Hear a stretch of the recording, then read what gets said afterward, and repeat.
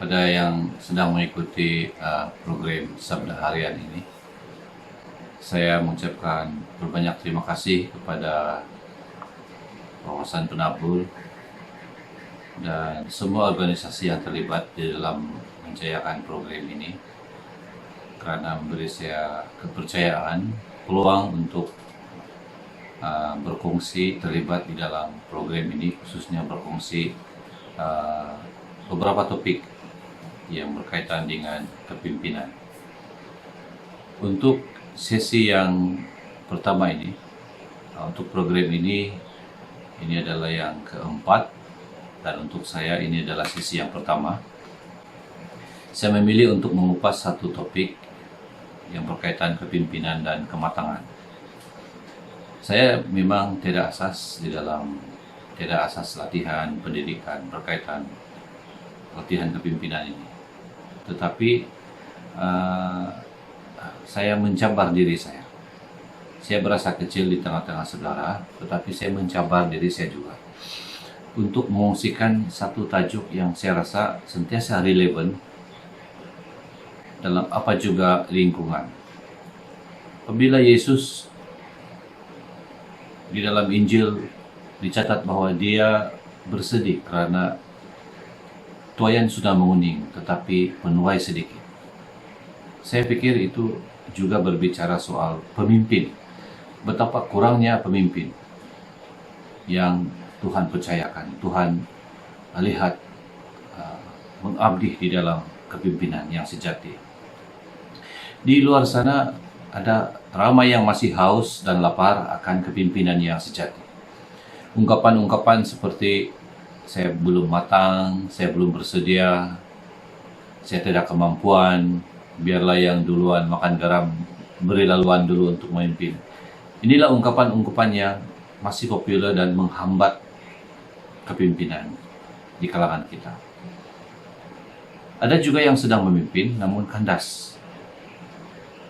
Organisasi menjadi perlahan tersasar dari visi dan misi, kadangkala perpecahan berlaku, dan banyak kos yang digunakan untuk merawat organisasi yang dipimpinnya. Saya banyak merenung dan belajar tentang perkara ini, dan saya menemukan bahwa salah satu aspek yang lemah dalam kepimpinan yaitu penguasaan emosi. Istilah ini adalah sedutan spesifik saya daripada istilah yang digunakan pakai di dalam Alkitab, yaitu penguasaan diri. Istilah dan aspek penguasaan emosi dalam kepimpinan agak terabai, malah ada yang melihat itu sebagai aspek yang terpencil. Bagi saya, ini bukan isu atau aspek yang kecil atau terpencil. Saya kongsikan dua peristiwa yang saya lalui dalam hidup saya, khususnya dalam pelayanan yang melibatkan kepimpinan. Yang pertama pada tahun 1997, ketika pertama kali saya diundi menjadi pengurusi Persekutuan Guru-Guru Kristen Sabah. Waktu itu umur saya baru 25 tahun, baru 2 tahun lebih, dekat 3 tahun menjawab jabatan sebagai guru. Banyak cabaran yang saya lalui, cabaran-cabaran yang saya panggil cabaran fisikal. Waktu itu tiada kendaraan, semuanya bergantung dengan pengangkutan awam. Bagaimana kita menggerakkan satu organisasi di state level yang bergantung penuh dengan pengangkutan awam. Komunikasi juga bergantung pada telepon awam yang hanya ada beberapa biji, yang kadangkala tidak berfungsi di daerah saya. Kadangkala menumpang telepon sekolah, telepon rumah, kawan. Komunikasi yang sangat-sangat terbatas. Ekonomi juga belum stabil, baru bekerja, kemudian saya sambung belajar lagi. Dan aspek lain, penguasaan bahasa Inggris saya yang sangat lemah. Sedangkan saya memimpin satu organisasi yang banyak menggunakan pakai bahasa Inggris. Tetapi pada sesi pertama saya sebagai pengurusi, walaupun cabaran-cabaran yang saya panggil cabaran fisikal ini begitu kritikal, tetapi itu tidak pernah melemahkan semangat saya. Tetapi ada satu hal yang benar-benar mencabar uh, semangat saya. Di dalam tim saya ada seorang yang sangat tidak stabil emosi, punya karakter yang sangat unik, dan setiap kali musyawarah dan ada ide dia tentang. Setiap kali ada program dia akan menentang dan sentiasa melihat dari sudut yang negatif. Dan dia akan mencela, dia akan memandang rendah, dan ada banyak sekali hal-hal yang sehingga saya berasa rendah diri dan tertekan. Di penghujung sesi saya tahun 99, saya berkata dengan kawan-kawan dan penasihat bahwa saya tidak boleh lagi teruskan. Bukan karena cabaran-cabaran fisikal, tetapi karena cabaran dari tekanan emosi yang sangat hebat ya saya terima dari seorang pribadi yang punya penguasaan emosi yang sangat lemah. Contoh yang kedua, ini pada tahun 2017 ketika saya diberi mandat oleh Sabah Council of Churches, Majelis Gereja-Gereja Sabah, untuk satu tugasan lapangan untuk sebuah majelis gereja-gereja di satu daerah yang saya panggil daerah X. Saya tidak perlu sebut nama daerah itu. Ini karena gerakan dakwah di daerah itu begitu kuat, begitu hebat. Dan kita tahu bahwa antara kunci untuk meminimalkan, menghadapi gerakan dakwah itu ialah kesatuan di kalangan gereja. Dan saya telah diberikan tugasan yang begitu berat oleh ECC untuk membangkitkan majelis gereja-gereja di daerah itu yang sudah hampir 7 tahun tidur. Tiada program, tiada musyawarah agung, tidak ada yang dapat dihubungi lagi. Dan daerah ini sangat strategik, menjadi transit antara peringkat daerah, bahkan sesama daerah, negeri dan negara. Dan saya pergi ke daerah itu, saya buat kajian awal, karakter pemimpin. Saya datang sehari awal dan saya berjumpa dengan pengurusi gereja itu dan mulai bertanya dengan dia, kenapa MGG ini sudah lama tidak musyawarah, tidak program.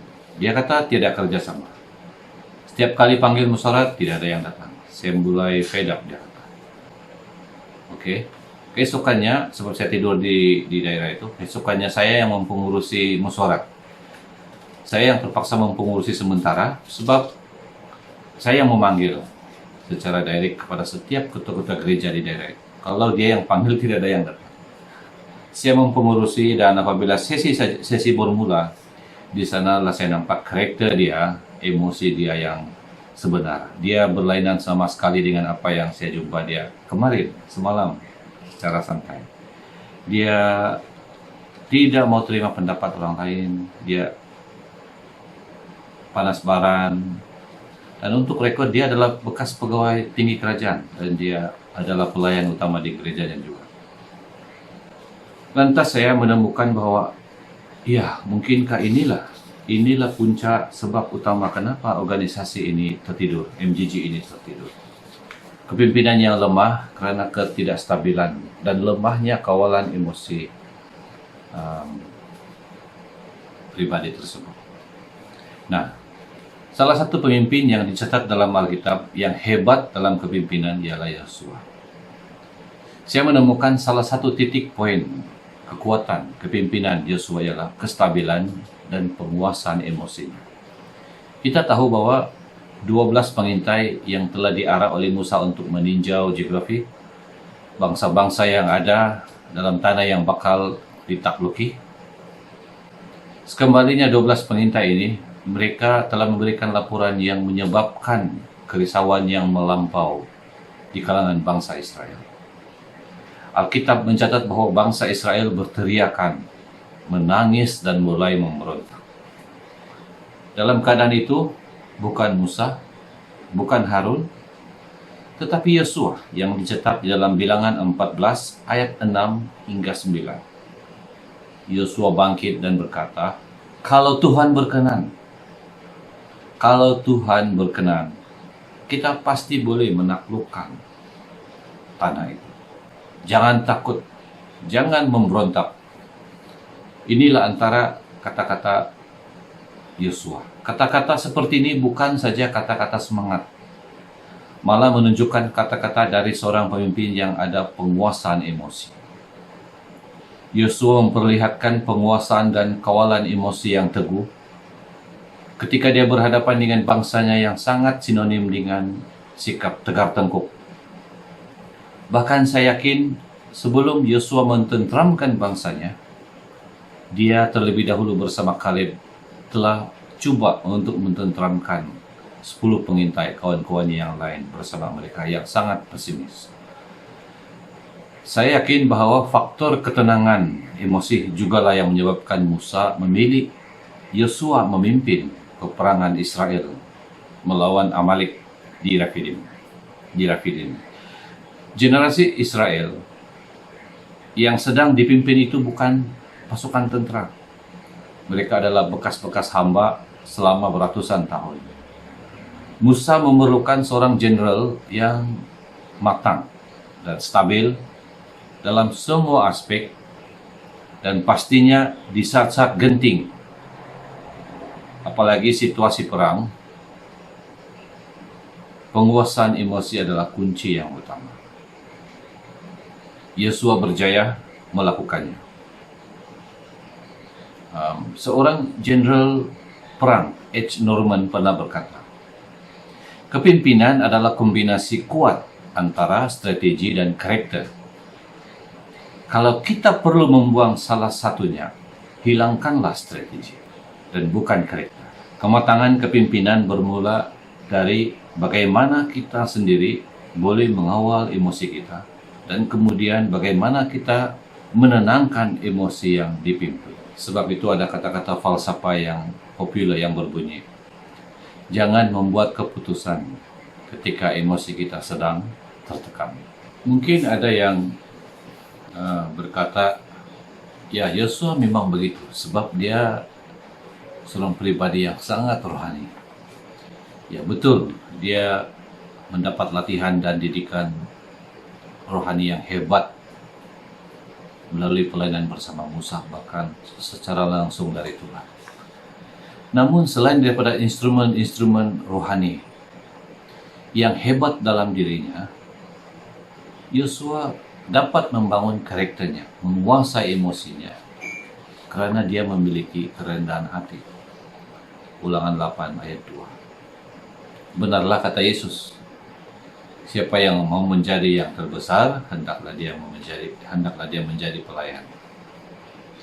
Ada bahagian dalam hidup kita, yaitu karakter yang melibatkan emosi, yang Tuhan hanya boleh ubah kalau kita sendiri yang datang dan mengaku mempersembahkannya kepada Tuhan.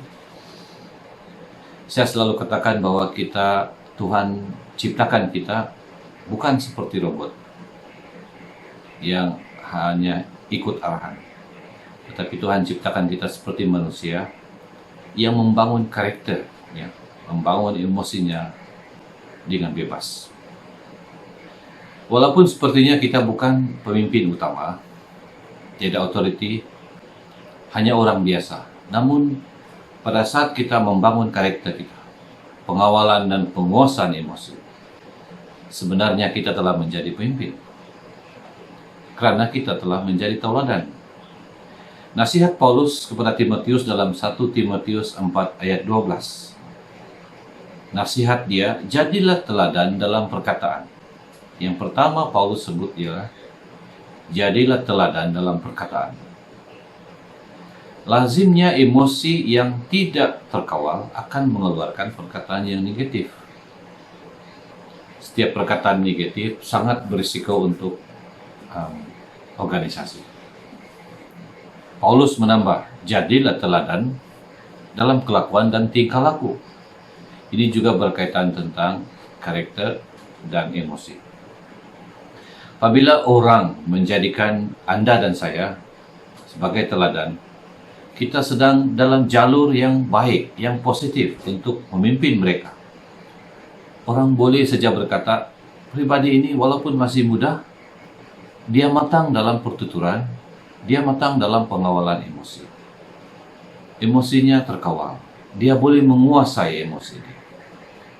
Inilah salah satu definisi kepimpinan, yaitu kemampuan kita untuk mempengaruhi dan mendorong seseorang untuk bersetuju dan bersama menjayakan matlamat.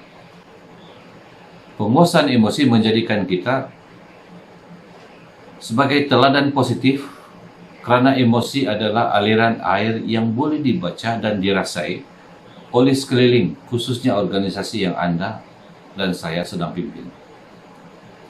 Emosi adalah teladan dan pengaruh tanpa suara yang amat bermakna dalam kepimpinan. Emosi sangat mempengaruhi mood jajaran sesuatu organisasi ketika dalam situasi genting atau perlu membuat pilihan dan keputusan.